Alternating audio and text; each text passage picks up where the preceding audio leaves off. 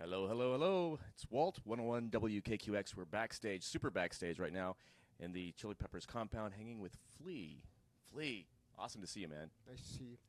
So, you have this amazing new record, The Getaway. Congratulations on the success, because it's been a few years since we've heard from you and come out swinging with this one. Is this for the radio? Yeah. Okay. And we are on Facebook Live. On Facebook Live. Yeah, so many people are watching right now. I hate Facebook. Good way to reach our people. Our I fans. know. That's a good place to say you hate it, too. Yeah. Yeah, I actually love it. I think it's the greatest thing that ever happened. So you have Dark Necessities. I got to ask you about that bass riff because to me that's like one of the selling points to the entire song. It's the hook of the song to me. And has that been something that's been like kicking around for a while? Or did you just? No, it was actually that song started with a piano thing I wrote, and the piano came first and drums, and then the bass came after. It was kind of an afterthought. Really? Yeah. I mean, that bass line is kind of natural stuff for me. You know, I mean, I've been playing bass for a long time, and coming up with good bass lines, like, you know, that's kind of what Name I've them. Right, I mean, they're well, all. it's just what I do, I you know. know. I play bass. I've been playing bass for a long time, and is that wood? I'm knocking on it. I don't want to offend the muses or the spook the wild horse that flows through me, because I want it to flow through with its spirit unadorned by any restricting values. Well, speaking of, you had Of horses, of wild horses restricting values? Is that what we're speaking of? No, I was going to speak about the fact that you broke your arm Ah. in many places, and that did affect your bass playing. It really did. Yeah, that was a big change in my life for a while there. I mean, that had to be frightening because, I mean, it's your livelihood, it's your passion, and suddenly you said your hand wasn't doing what it's supposed to do. Yeah, no, it was my whole arm. I mean, I was laid up for 6 months. I couldn't play bass, and then when I started playing again, I could barely do it, like just a little note, and it really hurt. And that was even scarier than not playing. Right. You know, trying to play and being so feeble at it. But luckily, after a couple months, it all came back, and now I'm feeling very fluid and very much in love with my bass and humbled by it and in awe of the possibilities of it, and just, you know, as always, a student of music, and grateful to be here today at Lollapalooza, grateful to be here talking to you, grateful to be part of the whole thing. You on this new record, you worked with Danger Mouse.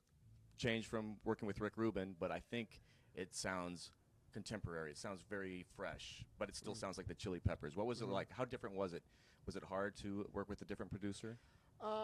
It was hard deciding to work with a new producer. Like, that was, you know, a big change, and I love Rick and respect him a lot, but for a variety of reasons, we felt it would just be really healthy for us to get out of our comfort zone and try something new. And Brian's, you know, a really intelligent, diligent, hardworking, musical-focused person, and to have the opportunity to work with him was great. And, you know, we had been friends for a long time. I mean, we toured with Gnarls a long time ago, and we were friends. And Josh, our guitar player, played with Gnarls Barkley and has known Brian for a long time. So it was it was a different process. And at first, I was worried that the process might not work for us. It might we might not be able to let things run as free as I would like them to run while doing it, but it worked out really well. Right. It was a kind of a more thoughtful process than we've engaged in the past, but it was really fun.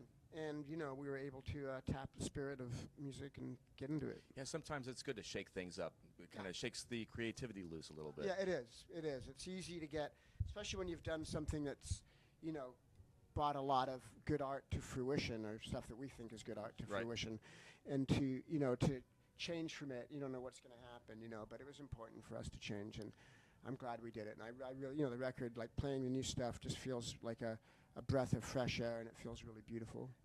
And obviously, you're about to play in front of 100,000 people at Lollapalooza. That's pretty exciting to play in front of a crowd like that. It's been a while since you played Chicago or Lollapalooza. You did it how long ago? Was it 6-8 years ago? I don't know, but you know, we it's not our first time off the turnip truck. Right.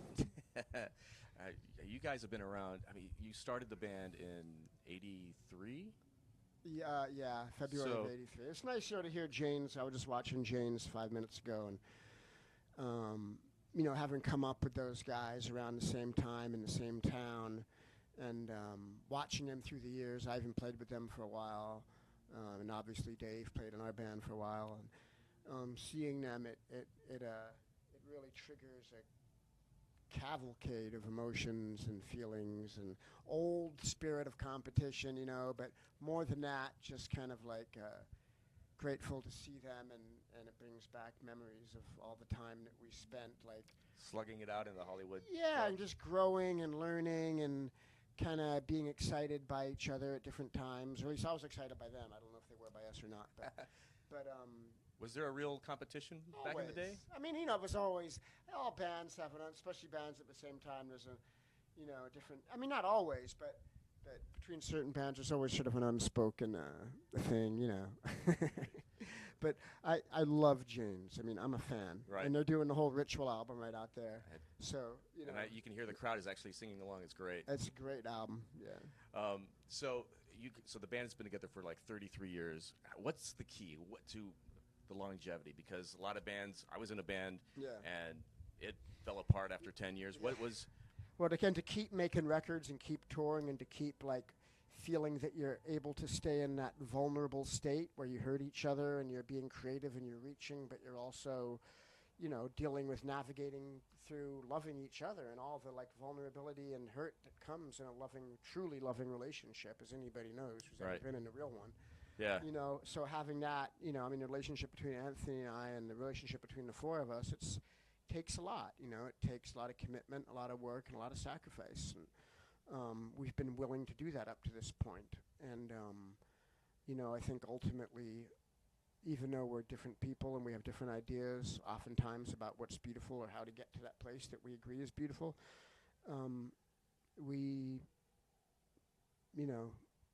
the end goal, or not even the end goal, the process itself is just something that we choose to engage, and we choose to do it with each other in a doing all the things. Like if you went to a couples counselor and you're having a hard marriage and they were like, well, you've got to worry about being understanding instead of being understood. You're not listening to and that you've got to listen, and you've all that shit you got to do in a that's what we have to do. Right. And it's hard. Being in a band is hard. I likened, being in my band to being in a marriage. What was your band called? Stepping Westward. Cool. I remember that band. And cool. And we it's like, but a marriage is between two people. In a band, you've got four or more. Yeah, man. It's like it's harder. It's hard. A lot of politics. But I mean, you have to really put love over everything. Absolutely. And it's hard, and but like I say, I'm grateful that we're still trying. We're still curious, and we're still I'm still puzzled and concerned and hopeful about what's around the corner and what could we possibly do and do, what I mean, and how can we get better and how can we, touch people's hearts and how can we find the thing inside of ourselves that touches our own hearts and make it fun and interesting and exciting for ourselves that makes it worth sweating all the blood and beating the hell out of ourselves. Well, I think you touched on something. It does seem like you guys are still having fun. Yeah, we are. I mean, we sincerely are, and we sincerely love each other, and we sincerely believe in our mission. It's like, this is it. I know I'm going to go out there and play tonight, and there's going to be some kids out there that have never been to a rock concert before. It's going to be the first time they've ever seen a rock concert. Right. I want to show them, I want them to feel like I felt when I was 14 years old and saw Pete Townsend play, and I'd never seen a rock concert before, and my mind was blown. It's a good one. You know what I mean? I was just like, holy shit. It felt dangerous. It felt like anything could happen. It felt like this is something that nobody can control because it's magic. Right. And, and that only comes from, really surrendering to the gods, man. So what's the plan for the rest of the year? Obviously, the record is, just been out for a couple of months, and so I'm sure there's a lot of touring ahead. Yeah. Yeah. Yeah, we just been the last couple of months been a crazy run. We went from Europe to Russia and to Ukraine, back to Europe to Canada, over to Korea and Japan, back to Canada, now here in the last few weeks. Madness, utter madness. Hopefully you've got frequent flyer miles building What's up. that? Hopefully you have frequent flyer miles building up. Hopefully I got a nap in my future. But right now I'm just thinking about rocking tonight. Awesome. Well, we'll let you get ready to do that. Thanks for taking some time to hang out. Yep. Flea, the Red Hot Chili Peppers on 101. 101 WKQX. And thank you for being a good interviewer. My pleasure.